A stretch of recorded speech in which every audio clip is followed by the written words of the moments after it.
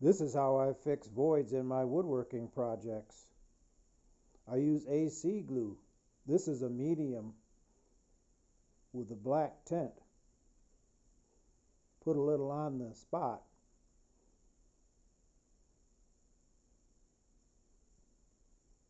Then spray it with activator and wait for it to dry.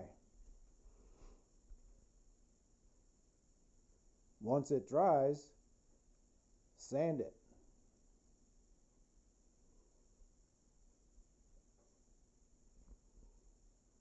If you don't get the void out completely, add a little more.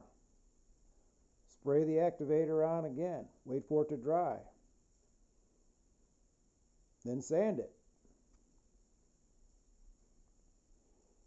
Should come out looking good as new. Thanks for watching.